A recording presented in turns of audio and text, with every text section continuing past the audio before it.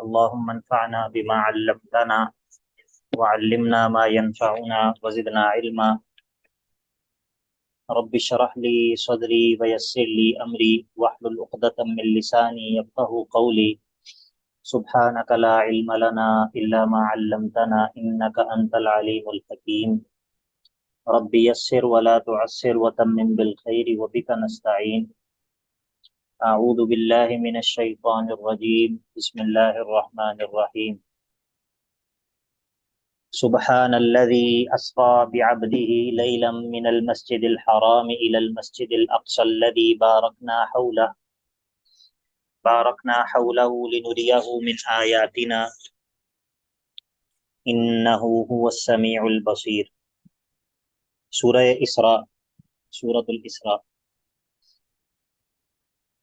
یہ 15ویں پارے کا آغاز ہے اور سورت کا بھی آغاز ہے، نئی سورت کا۔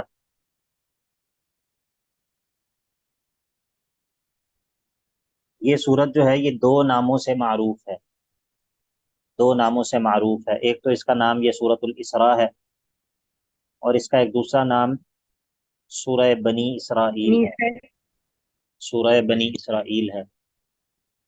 اور اس سورت کا جو نام ہمیں ملتا ہے صحابہ کے زمانے میں یا اللہ کے نبی علیہ الصلوۃ والسلام کے دور میں، عموماً جو نام اس سورت کا ملتا ہے وہ یہ سورہ بنی اسرائیل کے نام سے اس کو یاد کیا جاتا تھا، ٹھیک ہے۔ تو سورۃ اسراء جو ہے وہ بھی اس کا نام ہے، مطلب بہت سارے مصاحف میں، لیکن یہ ہے کہ جو پہلے دور میں اس کا نام، جس نام سے یہ سورت معروف تھی، یہ سورہ بنی اسرائیل کے نام سے معروف تھی۔ حدیث میں آتا ہے نا کہ اللہ کے نبی علیہ الصلوۃ والسلام رات کو جب تک یہ سورہ بنی اسرائیل اور سورہ زمر یہ نہیں پڑھتے تھے تو آپ سوتے نہیں تھے، ان کی تلاوت کر کے آپ سویا کرتے تھے، ٹھیک ہے۔ تو یہ حدیث کے اندر آتا ہے۔ اس طرح صحابہ میں سے بھی کئی صحابہ نے ذکر کیا ہے کہ ہمیں جو ہے یہ جو پہلے پہلے جو ہم نے صورتیں یاد کی ان کے اندر یہ صورت تھی۔ تو یہ صورت جو ہے مکی صورت ہے، اور اس کے مضمون سے ایسے لگتا ہے کہ جیسا یہ مکہ کے آخری ایام میں جو ہے وہ نازل ہوئی ہے، مکی دور کے آخر میں نازل ہوئی ہے۔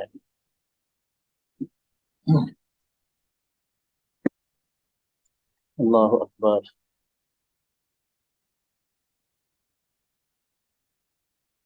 اچھا جی، باقی سورۃ النحل کے ساتھ اس کا ربط کیا ہے؟ کئی اعتبار سے ربط ہے۔ اس میں سے ایک بات تو یہ ہے کہ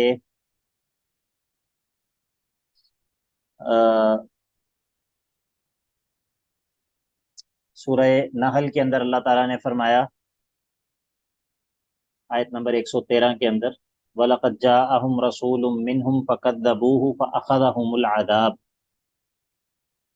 فَأَخَذَهُمُ الْعَذَابُ وَهُمْ ظَالِمُونَ۔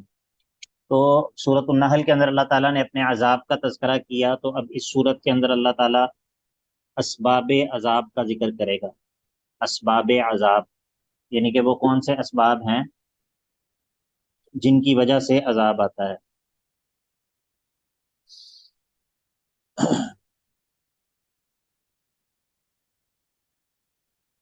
اور بھی کئی اعتبار سے جو ہے وہ ربط دونوں صورتوں کے درمیان بیان کیا گیا ہے۔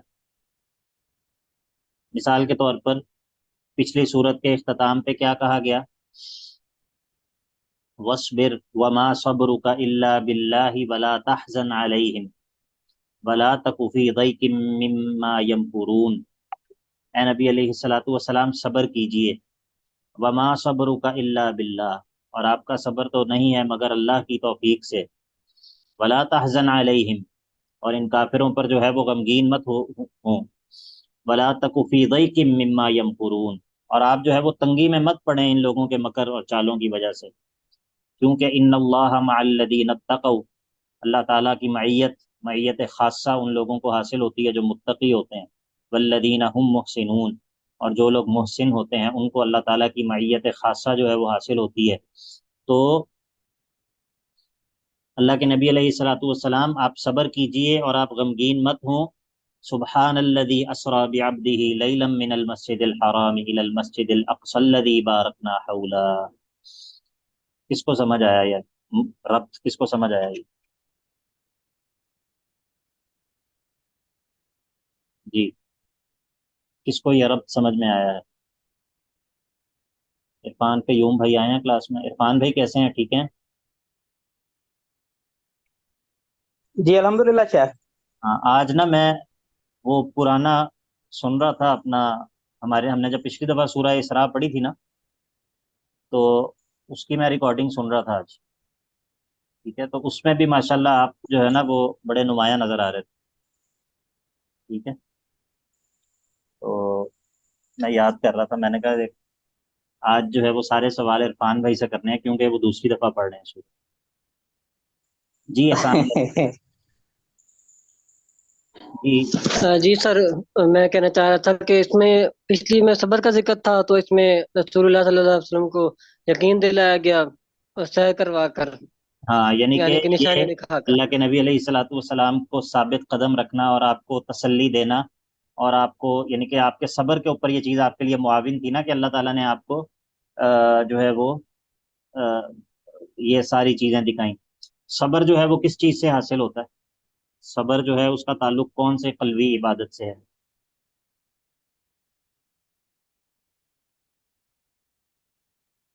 سو اللہ پہ یقین عرفان ہو.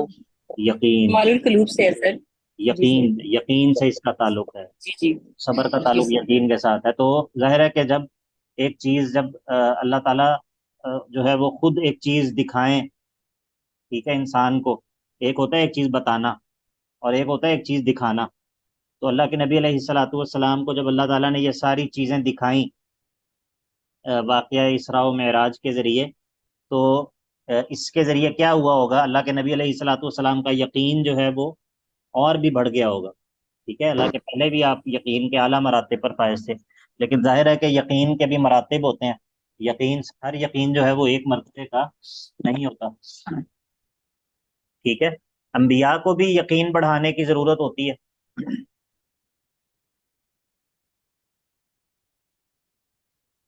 جی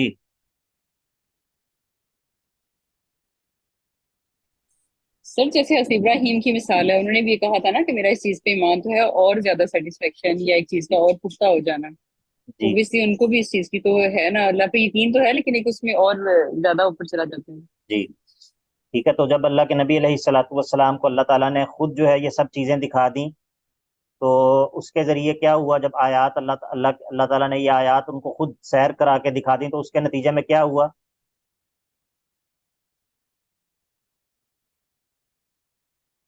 اس کے نتیجے میں کیا ہوا؟ جی جی سر، کہ لوگوں کو یقین دلانے میں آسانی ہوئی، مطلب ارے ایک بھائی لوگوں کو. نہیں، بھائی نہیں نہیں نہیں، لوگوں کو یقین دلانے میں نہیں، یعنی کہ خود اللہ کے نبی علیہ الصلاۃ والسلام کا یقین اور بھی بڑھ گیا. جی ٹھیک ہے، سر. اور جب اللہ کے نبی علیہ الصلاۃ والسلام کا یقین اور بھی بڑھ گیا، تو ظاہر ہے کہ اللہ کے نبی علیہ الصلاۃ والسلام کے لیے جو مخالفین ہیں ان کی ایذا رسانیوں پر صبر کرنا جو ہے وہ اور بھی آسان ہو گیا. جی رقیہ. سر میں نے یہ پوچھنا تھا کہ کیا یہ بات ثابت ہے کیسے، یا یہ ضعیف بات ہے کہ عام الحزن کے بعد رسول اللہ صلی اللہ علیہ وسلم کو ایز این انٹرٹینمنٹ جو ہے وہ سیر کرائی گئی تھی، شب معراج کا واقعہ جو آتا ہے؟ نہیں، اس کا تعلق انٹرٹینمنٹ سے نہیں ہے. ٹھیک ہے، اس کا تعلق انٹرٹینمنٹ سے نہیں ہے. جی جی، یہ مکہ کے دور کے مطلب خوش ہو تقریباً جائے. آخری، مکہ کے آخری دور کی بات ہے یہ. اچھا جی، تو اب آپ کو سمجھ آ گیا یعنی کہ پچھلی صورت کے اختتام کا اگلی صورت کے ابتدا کے ساتھ تعلق کیا ہے. جی جی سر. ہاں، تو فرمایا کہ سبحان الذی اسریٰ بعبدہ. اچھا، یہ سورت جو ہے، سورت کے ہم بات کرتے ہیں، سورت کے موضوع کی بات کرتے ہیں یا سورت کے دعوے کی ہم بات کرتے ہیں. تو جی بیٹا. اس سورت کا جو دعویٰ ہے، سورت کا جو دعویٰ ہے وہ، اب ظاہر ہے کہ میں نے آپ کو یہ بات سمجھائی ہوئی ہے کئی دفعہ کہ یہ ایک اجتہادی چیز ہوتی ہے. تو بعض علماء نے یہ لکھا ہے کہ اس سورت کا دعویٰ جو ہے وہ اسباب عذاب ہیں. کہ وہ کون سے اسباب ہیں جن کی وجہ سے جو ہے وہ عذاب نازل ہوتا ہے. اور بعض جو علماء ہیں وہ کہتے ہیں کہ اس کا جو دعویٰ ہے وہ ہے الرسالۃ المحمدیہ، یعنی کہ اللہ کے نبی علیہ الصلوۃ والسلام کی دعوت، وہ اس صورت کا موضوع ہے. اچھا، ویسے بالمناسبہ ایک سوال ہے، وہ یہ ہے کہ سورت کے موضوع کا تعین کیسے ہوتا ہے؟ کس طرح جو ہے وہ جو علماء سورت کا موضوع نکالتے ہیں اس کا کیا طریقہ ہوتا ہے؟ کس طرح ہم یہ جان سکتے ہیں کہ کسی سورت کا موضوع کیا ہے؟ جی بتائیے. جی جی بتائیے، بولیں. جی سر، اس کے اکثر احوال، آیتوں کے احوال کو جان کر، دیکھ کر کے اکثر آیتیں کس باب کی طرف ہیں. اکثر آیتوں کے عنوان کو جان کر، اور کوئی بتائے.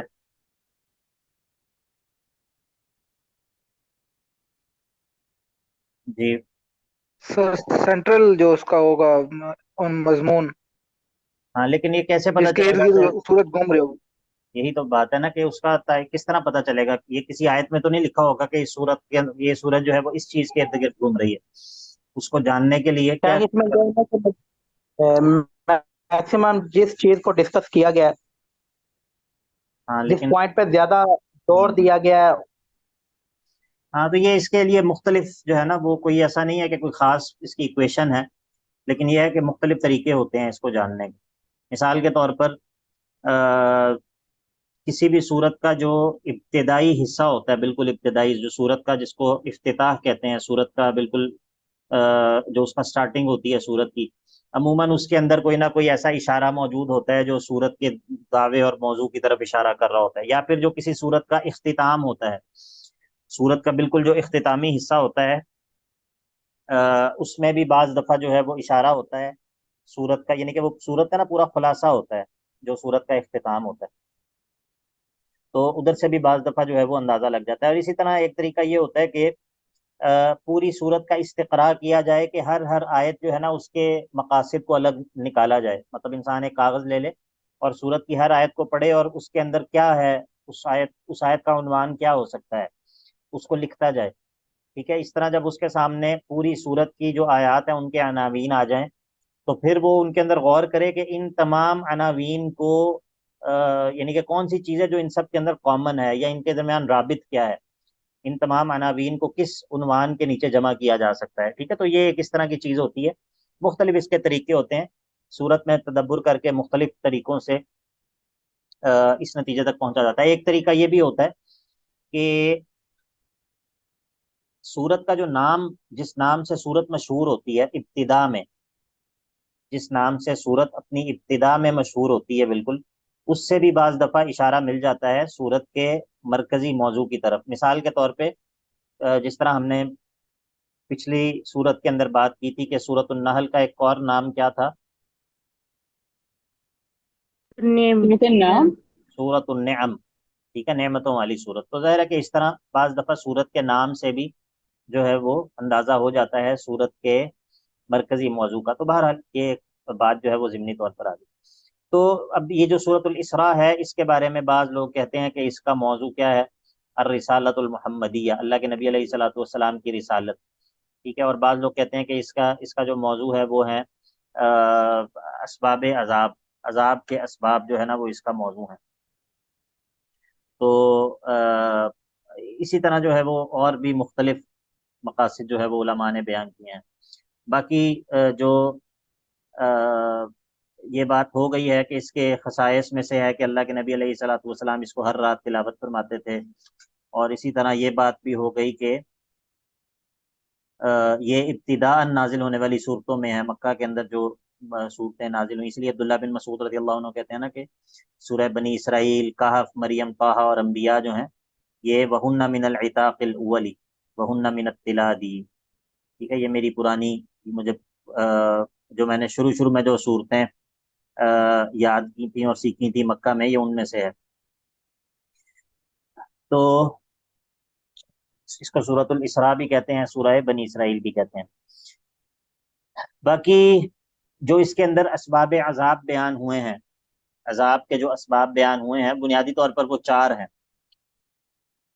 چار ایسی چیزیں ہیں جو کہ اسباب عذاب اس صورت کے اندر بیان ہوئے ہیں. ٹھیک ہے. ایک ہے شرک پر قائم رہنا اور توحید کا انکار کرنا. شرک پر قائم رہنا اور توحید کا انکار کرنا. دوسرا ہے کہ اللہ تعالیٰ کے شاعر کی توہین کرنا، خاص طور پہ معجزات کی یا اللہ تعالیٰ کے شاعر کی اہانت کرنا. اور تیسرے نمبر پر ہے رسولوں کو ان کے علاقوں سے نکال دینا.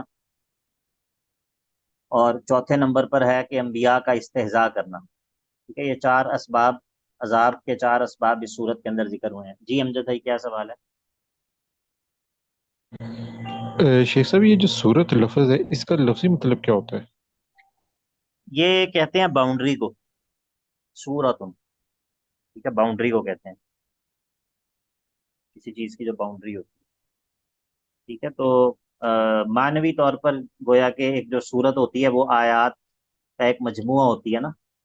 گویا کہ وہ آیات کا ایک جو گروپ آف آیات ہوتا ہے اس کی ایک اس کو اپنے اندر لیے ہوئے ہوتی ہے، تو اسی لیے اس کو سورت کہہ دیا جاتا ہے. جی امجد بھائی سورت کے سوال کا جواب آپ کو مل گیا؟ سمجھ آ گیا تھا یا کٹ گئی تھی آواز؟ جی صرف ابھی شیخ صاحب کا یہ لفظ پتہ چلا تھا باؤنڈری، اس کے بعد میرا ہاں خیال ہے جی. تو جس طرح باؤنڈری ہوتی ہے نا وہ اپنے اندر چیزوں کو سمو لیتی ہے، اسی طرح سورت بھی جو ہوتی ہے وہ اپنے اندر آیات کا جو ایک گروپ ہوتا ہے، گروپ آف آیات، اس کو اپنے اندر لیے ہوئے ہوتی ہے نا. تو اس مناسبت سے اس کو سورت کہا جاتا ہے. ٹھیک ہے.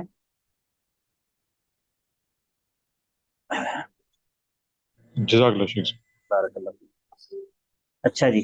تو یہ بات ہو گئی کہ جو سورت کا موضوع جو ہوتا ہے وہ ہمیں کیسے پتہ چلتا ہے. اب سورت کے اندر داخل ہوتے ہیں. سبحان الذی اسری بعبدہ لیلا من المسجد الحرام الى المسجد الاقصى الذي باركنا حوله لنريه من آیاتنا. سبحانہ پاک ہے، الذی وہ ذات کے، اسرا جو لے گئی، بعبدہ اپنے بندے کو، لیلاً رات کے وقت، من المسجد الحرامی مسجد حرام سے، الی المسجد الاقصی دور کی مسجد کی طرف. اور وہ ہے کہ الذی بارکنا حولہ کہ جس کے ارد گرد ہم نے برکت رکھی ہے، لنوریہ من آیاتنا اور یہ اللہ تعالیٰ اسی لیے اپنے بندے کو لے گیا تاکہ اس کو دکھائے، من آیاتنا اپنی نشانیاں، لنوریہ تاکہ ہم دکھائیں اس اپنے بندے کو، من آیاتنا اپنی نشانیاں جو آسمان میں ہیں. انہ هو السمیع البصیر بے شک اللہ رب العزت جو ہے وہ السمیع ہے، اپنے بندے کے اقوال کو سنتا ہے، البصیر اور اپنے بندے محمد رسول اللہ صلی اللہ علیہ وسلم کے احوال کو دیکھ رہا ہے، یعنی کہ ان کے احوال اور ان کے اقوال دونوں سے باخبر ہے. اس سے جو ہے وہ کوئی چیز مخفی اور پوشیدہ نہیں ہے.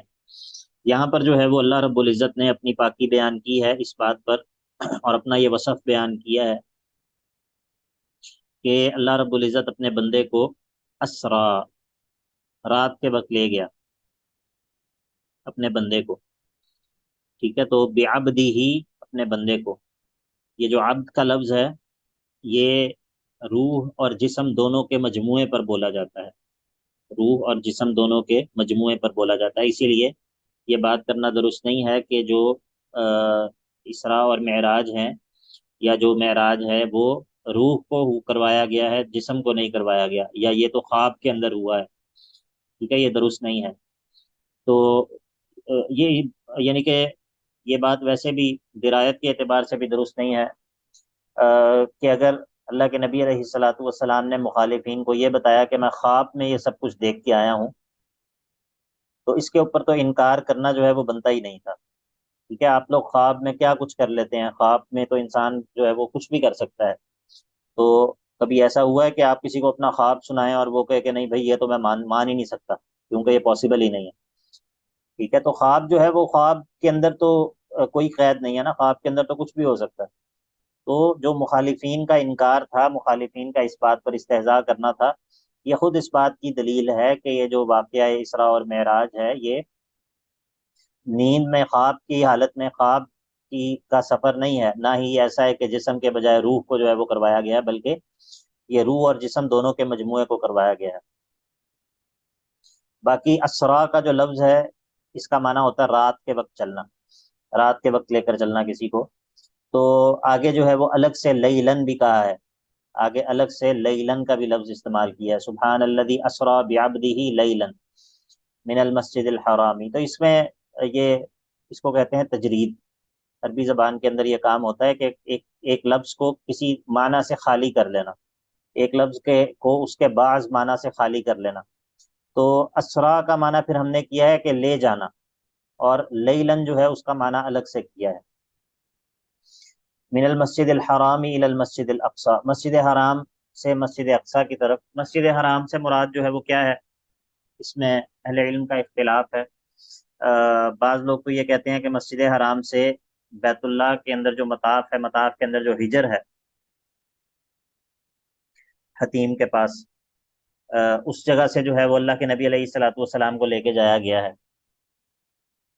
لیکن بعض دوسرے مفسرین جو ہے وہ کہتے ہیں کہ نہیں، یہ وہ جو ام ہانی کے گھر پہ اللہ کے نبی علیہ الصلوۃ والسلام آرام فرما رہے تھے تو ادھر سے لے کے گیا ہے. لیکن چونکہ پورے کا پورا حرم جو ہے اسی کو مسجد حرام کہہ دیا جاتا ہے.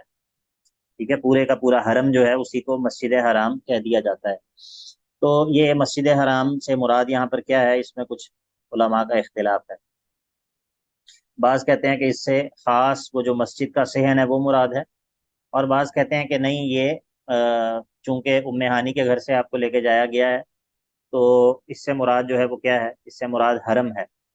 تو بعض علماء نے اس میں تطبیق دینے کی کوشش کی ہے، ابن عثیمین وغیرہ نے رحمہ اللہ.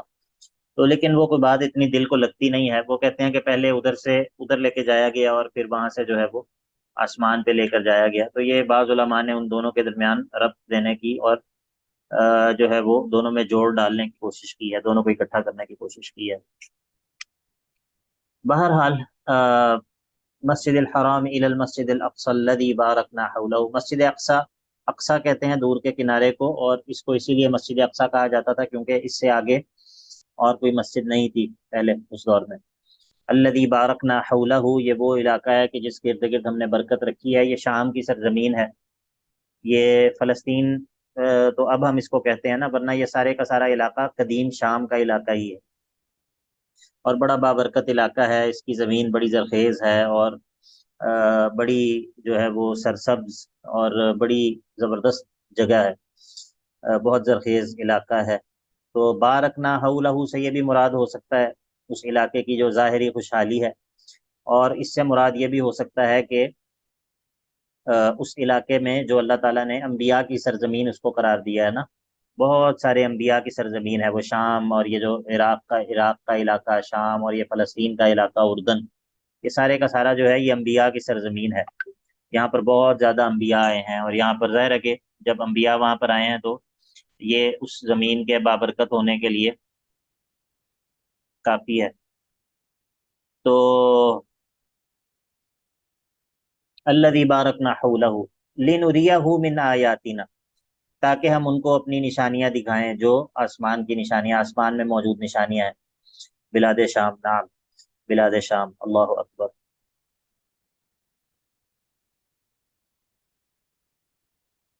سبحان اللہ.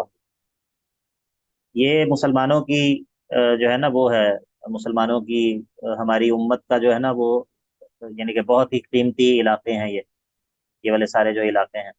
یہاں پر مسلمانوں کی بہت زیادہ تراث ہے، مسلمانوں کی جو پرانی بہت زیادہ ان کی جو ہیریٹیج ہے وہ یہاں پر ہے ان علاقوں میں.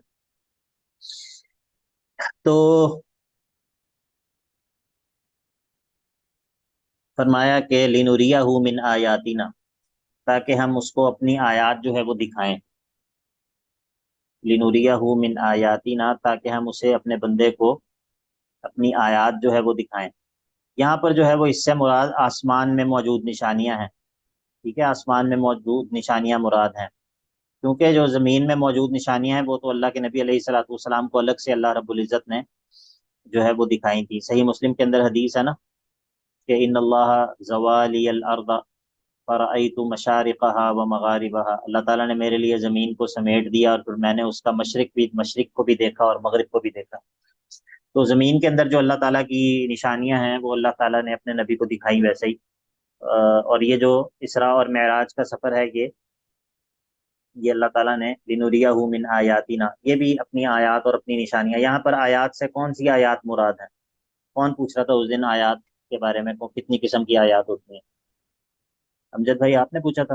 جی جی شیخ صاحب میں نے ہاں، پوچھا تھا. تو اب یہاں پر دیکھیں، یہاں پر آیات سے مراد آیات شرعیہ تو نہیں ہے نا، جو وہی کی جی صورت میں کون نازل ہوتی ہیں. ہاں، یہ آیات کونیہ ان مراد ہے، اللہ تعالیٰ کی بڑی بڑی نشانیاں. تو اسی لیے یہ بھی اللہ تعالیٰ کی آیات ہیں. تو اسی لیے آپ، اگر کوئی بندہ یہ سمجھتا ہے کہ آیات شرعیہ اور آیات کونیہ میں جو ہے وہ اختلاف اور تضاد ہو سکتا ہے، آپس میں کنٹرڈکٹ کر سکتی ہیں، تو وہ بے وقوف ہے. ٹھیک ہے، کنٹرڈکشن اس کے دماغ میں ہے، اس کی ذہن میں کنٹرڈکشن ہے، ورنہ یہ پاسبل ہی نہیں ہے کہ آیات کونیہ اور آیات شرعیہ میں کنٹرڈکشن ہو. بات سمجھ آ رہی ہے نا؟ دونوں جب اللہ تعالیٰ کی آیات ہیں، اللہ تعالیٰ کی طرف سے ہیں، جس طرح خود قرآن کے اندر آیات شرعیہ کا آپس میں تضاد ممکن ہے یا نہیں ممکن؟ اللہ تعالیٰ کی آیات شرعیہ کا آپس میں تضاد پاسبل ہے یا نہیں پاسبل؟ نہیں سر، کیوں نہیں پاسبل؟ کیونکہ سر وہ دونوں اللہ تعالیٰ کی طرف سے ہی تو دونوں ہیں. اللہ کی طرف سے ہیں. تو آیات کونیہ اور آیات شرعیہ ان دونوں میں بھی اسی وجہ سے تضاد ممکن نہیں ہے، کیونکہ دونوں اللہ تعالیٰ کی طرف سے ہیں. ایھا الکرام، بات سمجھ آ گئی یا نہیں؟ جی سر آگے. جی، السلام علیکم شیخ. وعلیکم السلام. شیخ اس آیت سے ہم کیسے یعنی کہ ججمنٹ کر سکتے ہیں کہ اللہ کے نبی صلی اللہ علیہ وآلہ وسلم کا جو سفر تھا وہ فزیکلی تھا، کیونکہ کچھ تو اس سے مراد یعنی کہ خواب کا سفر بھی تو لیتے ہیں نا. بارک اللہ فیکم. عرفان بھائی ماشاءاللہ آپ وہ سوال کرتے ہیں کہ جس کے بارے میں بات ہو گئی ہوتی ہے. ٹھیک ہے، اور آپ شیخ پھر میں نے بول دیا، آپ پھر دوسری مرتبہ آواز کٹ گئی. صورت پڑھ رہے ہیں آپ. ٹھیک ہے، بھول گیا ہوں گا شیخ. ہاں کوئی بات نہیں. چلیں، پچھلی دفعہ والا تو بھول گئے ہوں گے، ابھی جو میں نے 2-3 منٹ پہلے جو بتایا وہ تو نہیں بھولنا چاہیے نا. چلیں، کون بتائے گا اس سوال کا درمیان میں جواب؟ کچھ آواز کٹ ہوگی تھی تو نہیں سمجھ آئی نا. چلیں کوئی بات. عرفان بھائی آپ جتنی دفعہ بھی پوچھیں گے ہم آپ جزاک کو بتائیں گے انشاءاللہ. جی احسان بھائی بتائیں کیا اللہ، جواب ہے؟ جزاک اللہ خیر. جی سر، آپ نے بتایا تھا کہ عبد کا لفظ جو ہے وہ روح اور جسم کے مجموعے کو کہا جاتا ہے، تو اس ہاں لیے جی یہ خواب نہیں ہو سکتا. جی. عرفان بھائی آپ کو سمجھ آئی؟ عبد کا جو لفظ ہے وہ جی روح شیخ، کو جزاک نہیں اللہ ہے، خیر. بلکہ بدن، روح اور جسم دونوں کو کہا جاتا ہے. ایک اور جواب بھی میں نے دیا، ایک اور بات بھی. جی سر، آپ نے کہا تھا کہ اگر صرف خواب ہوتا تو اس کا انکار ہی نہ ہوتا، پھر قطعی نہ ہاں انکار تھے، مطلب خواب کا یعنی تو کہ انکار خالی ہوگا. خواب کا تو، اگر خالی خواب تھا تو اس کا انکار جو ہے وہ تو کرنے کی ضرورت ہی نہیں تھی. خواب میں تو بندہ کچھ بھی کر سکتا ہے. ٹھیک ہے، خالی خواب کا انکار تو مخالفین بھی نہ کرتے. تو اس وجہ سے ٹھیک ہے، اس سے مراد جو ہے وہ روح اور جسم دونوں کے ساتھ معراج، اسراء اور معراج ہے. ٹھیک ہے، جزاک اللہ شیخ. بارک اللہ فیکم، حیاکم اللہ. جی اچھا جی. سبحان الذي اسرا بعبده ليلا من المسجد الحرام الى المسجد الاقصى الذي باركنا حوله لنريه من آیاتنا انه هو السمیع البصیر. بے شک اللہ تعالیٰ جو ہے وہ وہی ہے جو کہ السمیع بھی ہے، یعنی کہ یسمع اقوال حبیبہ، وہ اپنے حبیب کے اقوال کو سنتا بھی ہے. البصیر یعنی البصیر بھی احوال حبیبہ، وہ اپنے حبیب کے احوال کو دیکھتا بھی ہے. عمومی معنی بھی کر سکتے ہیں، لیکن یہاں پر آیت کے پہلے حصے کے ساتھ ربط کے لیے میں نے اس طرح معنی کیا ہے کہ السمیع سے مراد یہ ہے کہ وہ اپنے حبیب کے اقوال کو سنتا بھی ہے. البصیر ان کے احوال کو دیکھ بھی رہا ہے، اللہ تعالیٰ ان سے بے خبر نہیں ہے. اب جب اللہ کے نبی علیہ الصلاۃ والسلام پر اپنی نعمت کا اس تذکرہ کیا، اب اللہ تعالیٰ موسیٰ علیہ السلام کا تذکرہ کرے گا کہ ہم نے ان پر بھی نعمت کی تھی. تو فرمایا کہ وَآتَيْنَا مُوسَى الْكِتَابَ، اور ہم نے موسیٰ کو جو ہے وہ کتاب عطا کی تھی. وَجَعَلْنَاهُ، اور ہم نے اس کتاب کو بنایا تھا ہدن، ہدایت کا سبب بنایا تھا، سراسر ہدایت بنایا تھا. لبنی اسرائیل، بنی اسرائیل کے لیے. وَجَعَلْنَاهُ هُدًى لِبَنِي إِسْرَائِيلَ،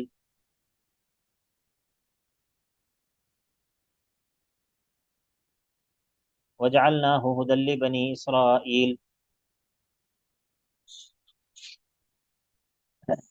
اور ہم نے اس کو بنی اسرائیل کے لیے ہدایت بنایا تھا، اور وہ ہدایت کیا تھی؟ وہ یہ تھی کہ اللہ تتخذوا من دونی وکیلا، کہ اے بنی اسرائیل میرے علاوہ کسی اور کو اپنا کارساز مت بنا لینا.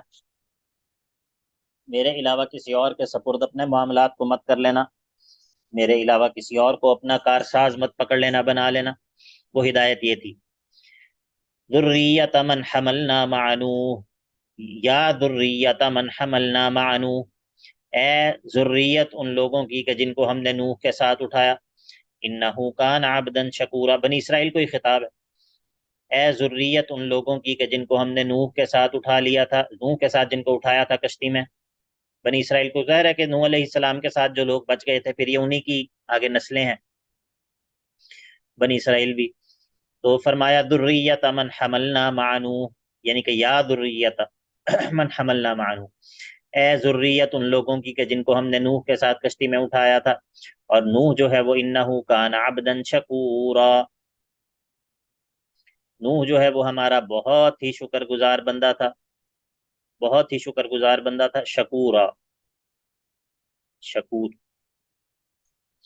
ٹھیک ہے، یعنی کہ یہ صفت کا صیغہ ہے، فعول وزن جو ہوتا ہے جس میں فا کلمہ کے اوپر زبر ہوتی ہے، شکور، فعول، یہ صفت کا صیغہ ہوتا ہے۔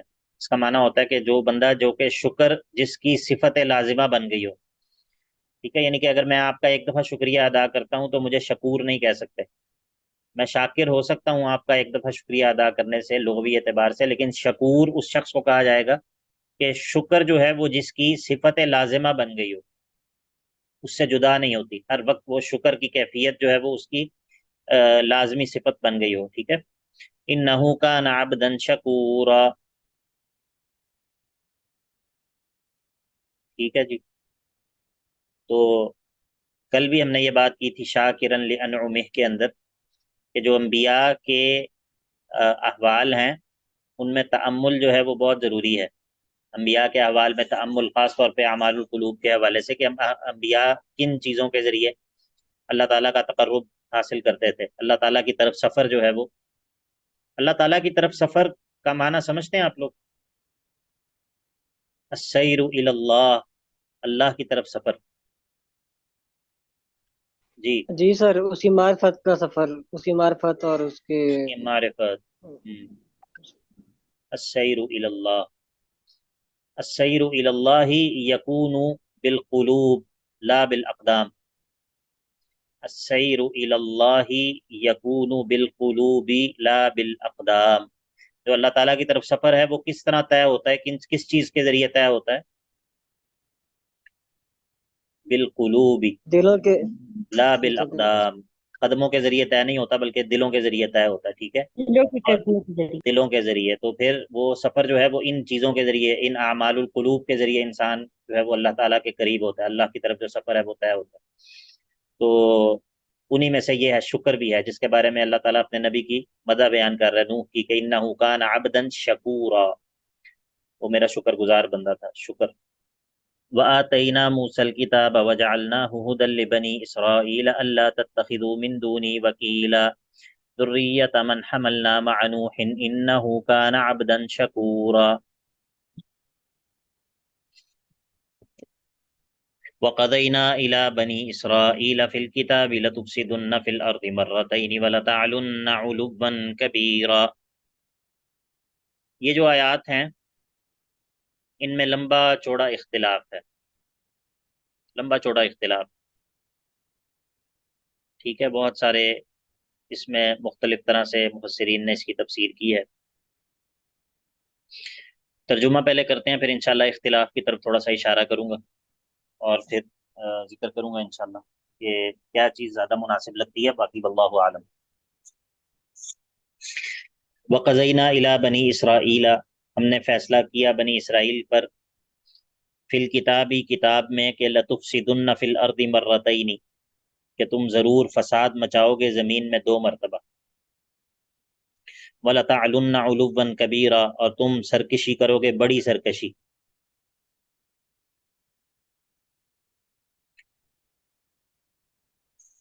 فَإِذَا جَاءَ وَعْدُ أُولَاهُمَا، جب وقت آئے گا ان میں سے پہلی سرکشی کا، تو بَعَثْنَا عَلَيْكُمْ عِبَادًا لَنَا، تم پر ہم ایسے بندے مسلط کر دیں گے کہ اولی بأس شدید، جو بڑی سخت جنگ کرنے والے ہوں گے، فجاسو خلال الدیار، وہ تمہارے علاقوں میں گھوم پھر پھیل جائیں گے، وکان وعدا مفعولا، اور یہ وعدہ جو ہے یہ ہو کر رہنے والا ہے۔ ثم رددنا لکم الکرۃ علیہم، پھر تمہیں اللہ تعالیٰ دوبارہ سے غلبہ دے گا ان پر، وَأَمْدَدْنَاكُمْ بِأَمْوَالٍ وَبَنِينَ، اور تمہیں بڑھائے گا، تمہاری امداد کرے گا مال اور بیٹوں کے ذریعے، وَجَعَلْنَاكُمْ أَكْثَرَ نَفِيرًا، اور پھر تم کو اللہ تعالیٰ نفری کے اعتبار سے، عدد کے اعتبار سے جو ہے وہ زیادہ کر دے گا۔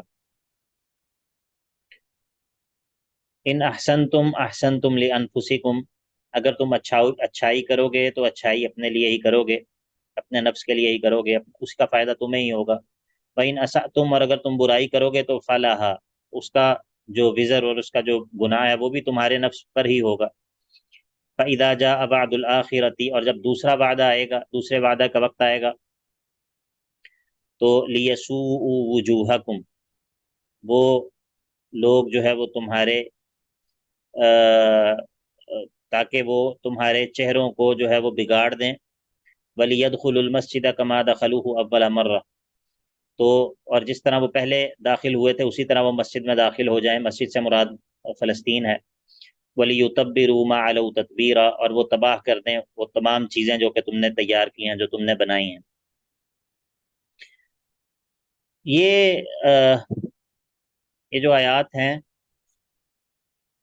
اس میں اس سے مراد کیا ہے؟ اس سے مراد پہلی تو بات یہ ہے وَقَضَيْنَا إِلَىٰ بَنِي إِسْرَائِيلَ فِي الْكِتَابِ، یہ جو حصہ ہے اس کے بارے میں علماء کے آپ یہ کہہ لیں کہ دو آراء ہیں، دو طرح سے علماء اس کی تفسیر کرتے ہیں۔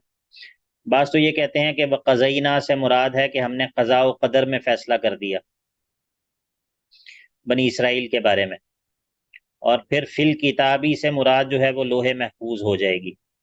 اگر ہم اس طرح معنی کریں کہ اللہ تعالیٰ نے یہ فیصلہ فرما دیا ہوا تھا، اللہ تعالیٰ کو پہلے سے علم تھا، اس نے یہ جو ہے وہ لکھ رکھا تھا اپنے علم کی بنیاد پہ کہ تم لوگ یہ کام کرو گے، تو پھر اس صورت میں الکتاب سے مراد کیا ہو جائے گی؟ لوح محفوظ ہو جائے گی۔ لیکن بعض دوسرے علماء یہ کہتے ہیں کہ فزینہ سے مراد ہے اعلمنا، ہم نے خبر دی تھی، یا اوحینا، ہم نے وحی کی تھی، الی بنی اسرائیل، بنی اسرائیل کی طرف، فی الکتابی، ان کی کتاب میں۔ اس صورت میں کتاب سے کیا مراد ہوگی؟ تورات۔ تورات مراد ہوگی۔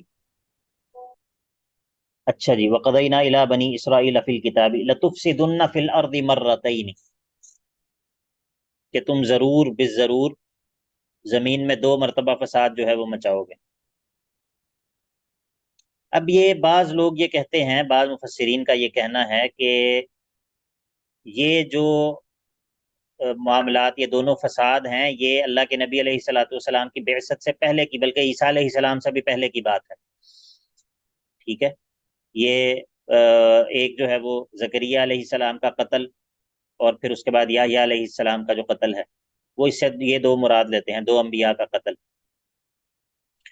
اور جب پہلی مرتبہ انہوں نے زکریا علیہ السلام کو قتل کیا تو اللہ تعالیٰ نے جو بخت نصر جو تھا وہ حملہ آور ہوا، اور اس نے جو ہے وہ یروشلم کی اینٹ سے اینٹ بجا دی۔ اس نے تو بہت دفعہ حملے کیے ہیں، تقریباً 3-4 دفعہ غالباً اس نے حملہ کیا ہے، اور یہودیوں کا خوب قتل عام کیا اس نے وہاں پر، یہاں تک کہ پھر جو ہے وہ اس نے جب تیسری مرتبہ حملہ کیا تو اس کے بعد 70 سال تک تقریباً جو یروشلم ہے وہ بالکل اجاڑ رہا، بالکل ادھر، یعنی کہ کوئی آبادی جیسے اس نے ختم کر دی، اس طرح اس نے اجاڑا ان کو۔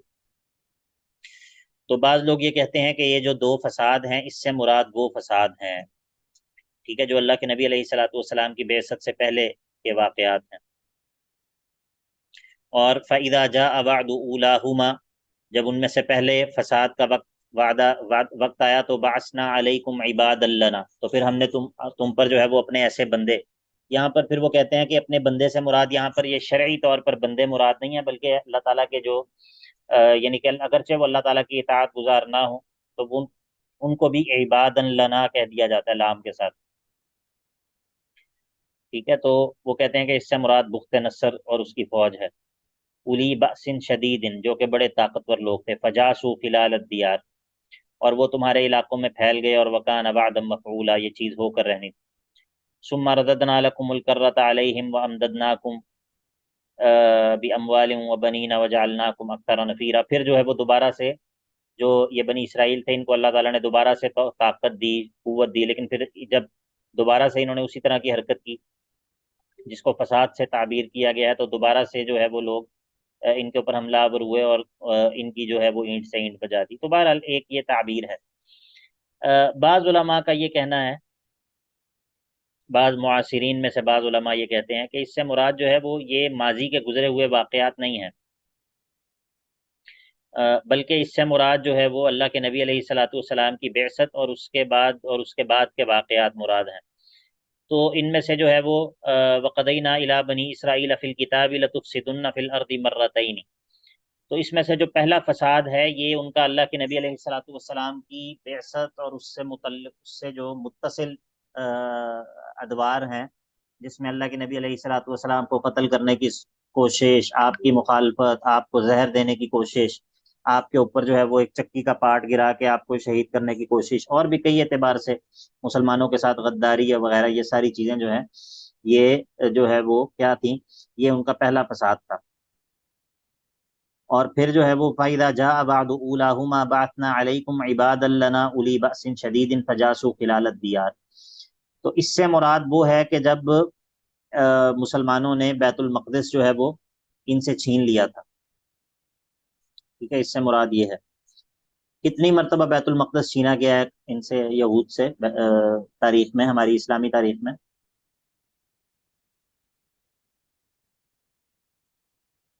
جی جی سر، ایک دفعہ تو حضرت سلیمان علیہ السلام کے دور میں اور دوسرا حضرت عمر کے دور میں۔ سلیمان علیہ ایک السلام دفعہ ہماری اسلامی تاریخ کے اندر، اور شیخ صاحب نہیں سر، پھر جو پھر صلاح الدین ایوبی نے واپس لیا تھا، کتنی دفعہ ہو گیا پھر؟ ایک ہی دفعہ چھینا ہے، دوسری دفعہ اب چھینا ہے، یہ جو 1948 میں نہیں جو نہیں، مسلمانوں نے کتنی دفعہ لیا ان سے؟ مسلمانوں نے جو ہے وہ 2 دفعہ لیا ہے نا، ایک دفعہ سیدنا عمر نے فتح کیا، ایک دفعہ صلاح الدین۔ جی ایک دفعہ یہ ایوبی نے۔ تو بعض علماء جو ہے وہ اس کی اس طرح تعبیر کرتے ہیں، اور پھر یہ ہے کہ پھر اس کے بعد یہ ہے کہ اب یہ دوبارہ سے ثم رددنا لکم الکرۃ علیہم وامددناکم باموال وبنین، تو پھر دوبارہ سے ان کو جو ہے وہ غلبہ بھی مل گیا، وامددناکم باموال وبنین، ہر طرف سے ان کی مال کے ذریعے اور لوگوں کے ذریعے بھی جو ہے وہ ان کی تعداد بھی بڑھ گئی، وجعلناکم اکثر نفیرا۔ تو پھر وہ یہ کہتے ہیں کہ فَإِذَا جَاءَ وَعْدُ الْآخِرَةِ لِيَسُوءُوا وُجُوهَكُمْ وَلِيَدْخُلُوا الْمَسْجِدَ كَمَا دَخَلُوهُ أَوَّلَ مَرَّةٍ، کہ یہ جو ہے یہ اللہ تعالیٰ کا وہ وعدہ ہے جو کہ ابھی پورا ہونا ہے، وہ یہ ہے کہ دوبارہ سے ان سے جو ہے وہ اللہ تعالیٰ کے بندے وہ اس کو واپس چھینیں گے، اور ان کے اوپر جو ہے وہ ذلت مسلط ہوگی، لِيَسُوءُوا وُجُوهَكُمْ، چہروں کا بگڑ جانا ذلت کی وجہ سے۔ تو یہ جو ہے وہ اس میں کیا درست بات ہے، واللہ عالم، اللہ تعالیٰ بہتر جانتا ہے۔ تاہم عمومی طور پر جو ہماری ٹریڈیشنل تفسیر ہے اس کے اندر یہی اس کی جو عموماً جو تفسیر ہوتی ہے وہ یہی ہوتی ہے جو کہ میں نے پہلے ذکر کی ہے، کہ یہ واقعات اللہ کے نبی علیہ الصلاۃ والسلام سے پہلے کے واقعات ہیں، ٹھیک ہے، بنی اسرائیل کے پہلے گزرے ہوئے زمانے کے واقعات۔ تو یہ معاملہ ہے۔ تو فرمایا کہ وَلِيُتَبِّرُوا مَا عَلَوْا تَتْبِيرًا، عَسَىٰ رَبُّكُمْ أَن يَرْحَمَكُمْ، قریب ہے کہ یقیناً اللہ تعالیٰ تم پر اس کے بعد کہ اللہ تعالیٰ نے تمہارے ساتھ یہ سلوک کیا ہے، تمہاری حرکتوں کی وجہ سے اللہ تعالیٰ تم پر جو ہے وہ رحم کرے گا۔ وَإِنْ عُدْتُمْ عُدْنَا، اب یہ اس میں بھی اختلاف ہے کہ اس آیت سے مخاطب کون ہے، مسلمان مراد ہیں عَسَىٰ رَبُّكُمْ أَن يَرْحَمَكُمْ سے، یا پھر جو ہے وہ بنی اسرائیل اور یہود مراد ہیں؟ تو عموماً جو ہے وہ ترجمہ یہی ہوتا ہے کہ اے بنی اسرائیل، عَسَىٰ رَبُّكُمْ أَن يَرْحَمَكُمْ، کہ اللہ تعالیٰ جو ہے وہ تم پر رحم کرے گا۔ کس طرح؟ اللہ تعالیٰ اپنے نبی کو بھیجنے کے ذریعے تم پر جو ہے وہ رحم کرے گا، ٹھیک ہے، یعنی کہ ایک تمہیں اور موقع ملے گا۔ وہ کس طرح؟ وہ یہ کہ اللہ کے نبی علیہ الصلاۃ والسلام کی بعثت کے ذریعے گویا کہ تمہارے پاس یہ ایک موقع ہے کہ تم اپنی سابقہ جو فساد تھے، تمہارے جو انبیاء کو تم نے قتل کیا، وہ جو تمہارا فساد تھا زمین میں، اس کی تم تلافی کر لو۔ اس کا موقع یہ ہے کہ محمد الرسول اللہ صلی اللہ علیہ وسلم پر ایمان لے آؤ۔ اور اگر تم ایسا نہیں کرتے، وَإِنْ عُدْتُمْ، اور اگر تم لوٹو گے اسی چیز کی طرف جو کہ تم نے پہلے کی تھی، تو عُدْنَا، ہم بھی پلٹ جائیں گے اسی چیز کی طرف جو ہم نے تمہارے ساتھ پہلے کیا تھا، ٹھیک ہے، یعنی کہ اگر تم بھی پہلے والا کام ہی دوبارہ کرو گے تو ہم بھی تمہارے ساتھ پہلے والا کام ہی دوبارہ کریں گے۔ اور آخرت کے اندر وجعلنا جہنم للکافرین حصیرا، اور ہم نے کافروں کے لیے جہنم کو جو ہے وہ چٹائی اور حصیر بنا رکھا ہے، یعنی کہ جو انسان جو ہے وہ جس کے انسان کے ارد گرد جو لپٹ جائے، حصیر فرش کو کہتے ہیں، فرش کو یا بستر کو۔ پھر جو ہے وہ اللہ رب العزت جو ہے وہ قرآن مجید کی صداقت کی طرف اشارہ فرماتا ہے، کہتا ہے ان ھذا القرآن یہدی للتی ہی اقوم، بے شک یہ جو قرآن ہے یہ رہنمائی کرتا ہے اس راستے کی طرف کہ جو بہترین راستہ ہے، درست سیدھا ترین راستہ ہے۔ وَيُبَشِّرَ الْمُؤْمِنِينَ الَّذِينَ يَعْمَلُونَ الصَّالِحَاتِ، اور یہ خوشخبری سناتا ہے ایمان والوں کو، الَّذِينَ يَعْمَلُونَ الصَّالِحَاتِ، وہ ایمان والے جو يَعْمَلُونَ الصَّالِحَاتِ صالح اعمال کرتے ہیں۔ وہ کیا خوشخبری سناتا ہے؟ ان لهم اجرا کبیرا، کہ ان کے لیے جو ہے وہ اجر کبیر ہے۔ اور وان الذین لا یؤمنون بالآخرۃ، اور وہ لوگ جو کہ آخرت پر ایمان نہیں لاتے، اعتدنا لهم عذابا الیما، ان کے لیے ہم نے جو ہے وہ دردناک عذاب تیار کر رکھا ہے۔ تو یہ ترغیب اور تخویف ہے۔ وَيَدْعُ الْإِنسَانُ بِالشَّرِّ دُعَاءَهُ بِالْخَيْرِ، اب جب انبیاء اور یہ قرآن مجید جو ہے یہ کیا کرتا ہے، یہ عذاب علیم کی جب یہ خبر سناتا ہے تو پھر کیا ہوتا ہے؟ پھر یہ ہوتا ہے کہ جو کفار ہیں وہ عذاب کو طلب کرنے لگ جاتے ہیں، وہ کہتے ہیں کدھر ہے عذاب، عذاب کدھر ہے، عذاب لاؤ، اگر تمہارا کہنا ہے کہ عذاب آ جائے گا تو عذاب لا کر دکھاؤ۔ تو اس کا تذکرہ کیا، اور ویسے بھی یہ اس کے اندر عمومی طور پر یہ چیز شامل ہے کہ انسان جو ہے وہ بڑی جلدی بد دعائیں کرنے لگ جاتا ہے اور شر کو جو ہے وہ طلب کرتا ہے جلدی، ٹھیک ہے۔ جس طرح بعض لوگ اپنی اولاد کے اوپر بد دعائیں کرتے ہیں، اپنے مال کے اوپر، کوئی چیز اپنے پاس ہو، اپنے اگر گاڑی نہیں چل رہی تو اس کے اوپر لعنت بھیجتے ہیں، اپنی سواری کے اوپر، ٹھیک ہے۔ تو یہ اس طرح کی باتیں جلد بازی کی وجہ سے کرنا یہ اچھی بات نہیں ہے۔ تو فرمایا وَيَدْعُ الْإِنسَانُ بِالشَّرِّ دُعَاءَهُ بِالْخَيْرِ، وَيَدْعُ الْإِنسَانُ بِالشَّرِّ، اور انسان دعا کرتا ہے شر کی، كَدُعَائِهِ بِالْخَيْرِ، جیسے اس کو خیر کی دعا کرنی چاہیے۔ وَكَانَ الْإِنسَانُ عَجُولًا، اور انسان جو ہے وہ بہت ہی جلد باز ہے۔ تو اس کی جو جلد بازی ہے اس کا جو مقصد جو ہے وہ کوئی نہیں ہے، کیونکہ اللہ رب العزت نے ہر چیز کا ایک وقت مقرر کر رکھا ہے، اور اس نے جو ہے وہ رات اور دن کی ترتیب بنا رکھی ہے۔